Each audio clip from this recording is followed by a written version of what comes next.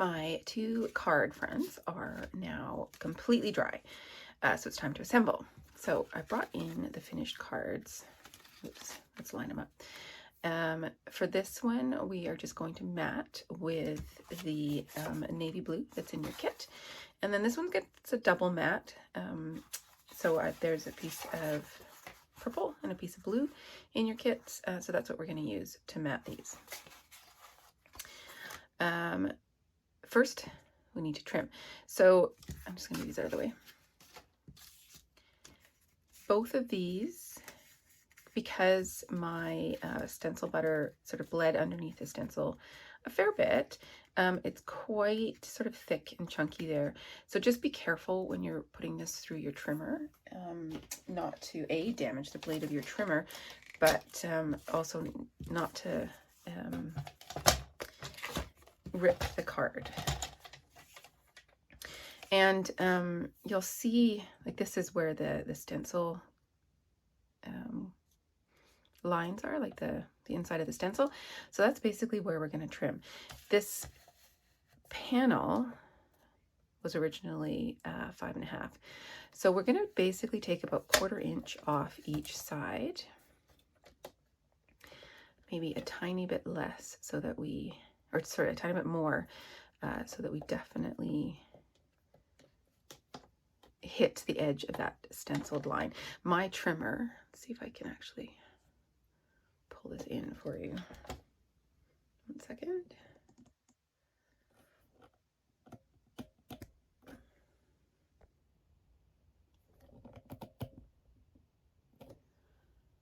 I don't know if you can see this, but my trimmer has this wire, and I'm lining up the wire right exactly where I want to trim. And then I'm just going to go slowly through all that stencil butter.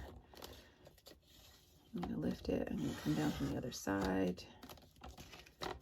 Just take your time. There's quite a bit of stencil butter on there, so I'm going to just take my time. And in fact, that bit I am going to cut with scissors. It is quite thick. There we go. All right. And then I'm just going to do the two sides first. That way I can match how much I'm taking off. So we're just a little bit shy of 5 inches there, width in total. That side wasn't so thick, so don't need my scissors. The bottom is going to be a little bit trickier to do. So I'm actually going to come up, I'm actually trying to try and come up above this big ridge. You may or may not have a big ridge, depending on how thickly your stencil butter went on. Oh, that was not too bad. Okay, and then I'll just take a 1/4 inch off the top, which should take me down to about 3 3/4 inches.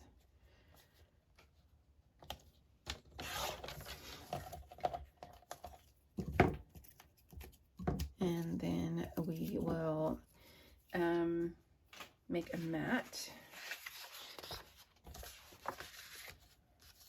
So it's going to have quite a wide mat, but I like to have a little bit of white showing on my card base. So I am going to cut my mat so that it's basically about 1/8 of an inch narrower all the way around. So a standard A2 card size is 5.5 by 4 1/4. So I am going to cut this to 4 1/8 and 5 3/8. And when I place this onto my pre-cut card base, it should, if I've done my math correct, create this little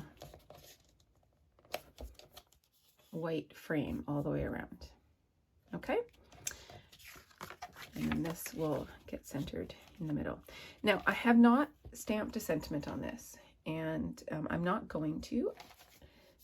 The finished example card, I don't think really needs a sentiment. However, if you want to stamp a sentiment, now is your time. If stamping onto a completely finished card like this kind of freaks you out, then I would stamp onto a separate piece of cardstock and maybe make like a little banner or something. You could have like a little sentiment, say in one corner. But personally, I'm going to leave this completely blank, and then I don't even think I'll put a sentiment in the middle, inside. I'll just leave it completely blank for my own thoughts. All right. Now, you can probably tell this is a little bit warped. This is why I love my double-sided Be Creative tape, because it will hold so strongly that it will flatten it all out in the envelope once it's on the card. I am going to put a little bit in the middle just for extra security. Now, if you want to make sure that you're getting everything completely centered, this is my trick. I just take off one strip, and then I'm going to line up the bottom edge. Now, I'm an eyeballer, so if you need to pull out like your T-square and all the rest of it, please do that. But I am an eyeballer, so I am going to just kind of center it by eye so that my side margin and my bottom margin approximately match. Try and get this as straight as possible before I stick it down. And then stick the top down. Now I can peel off all the rest of the backing and stick it to my card, and I know that it's all centered and I don't have to worry about it shifting. And I can press down quite hard on the bottom there where it was all warped. And there, no more warp. So now we can adhere this to our card base.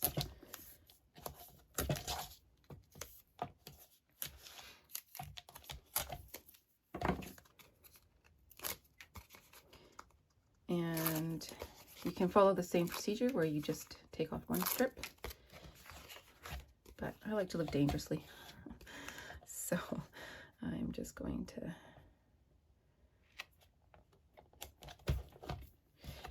roughly eyeball it in the center, and then we take our bone folder. I like to do this from the back and press it down. Boom, finished card.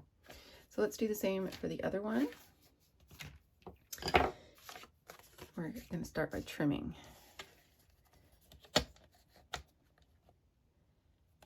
And once again, I'm just going to line up my wire there with the edge of my stenciled image. And I'm going to do the two sides first.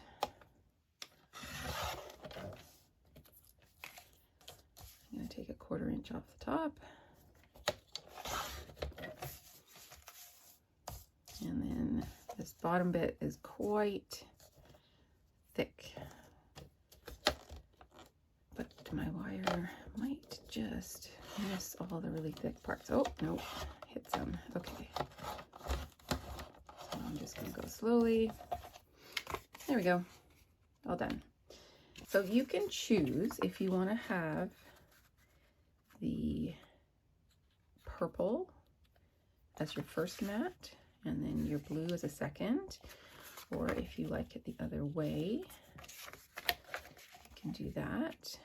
I quite liked, I felt like having the light purple as the first mat sort of brought out all the other colors. So that's what I'm going to do. So let's cut this down to size. What are we going here? That is not quite wide enough. No, that's not true. Let me see. This is 5 inches, so I need this to be basically 5 1/4, which almost is. do 5 1/8.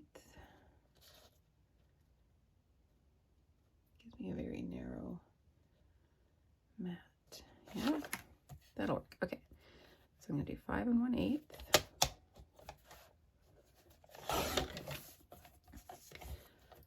And then this should be 3 3/4. So we want this to be 3 7/8. Triple check. Yes. And that should give me even margins all the way around if I've done my math correctly. So same deal. Let's get some of this heavy, or not heavy, strong tape on the back so that we can get rid of all those warping.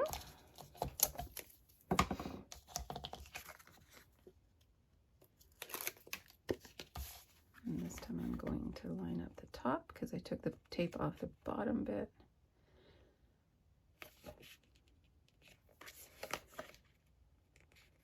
Trying to eyeball.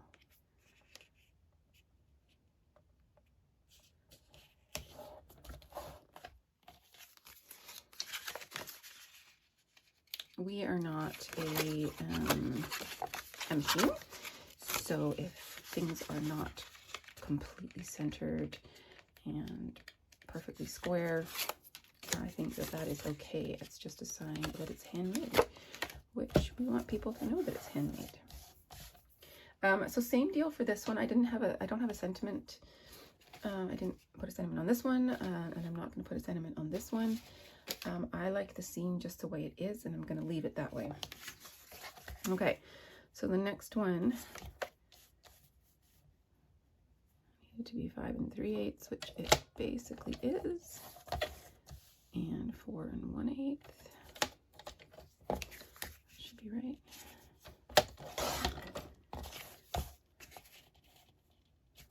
And then we tape.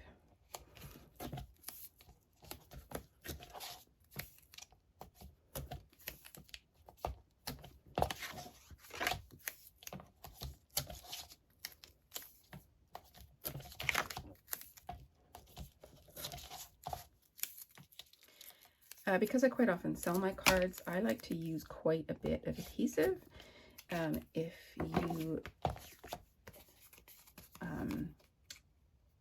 you have a different level of comfort, adhesive comfort, please go ahead and follow whatever level of adhesive you prefer to use on your cards. I sort of live in fear of my cards falling apart in an envelope, so I tend to over adhesive. All right, final step, get out our card base. And if I've done my measurements correctly, this should again leave me with a tiny little white margin all the way around.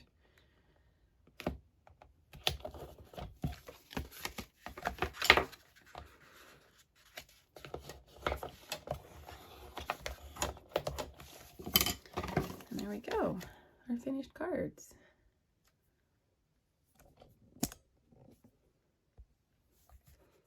So now it is time to do something a little bit radical with our stencil and make a tag.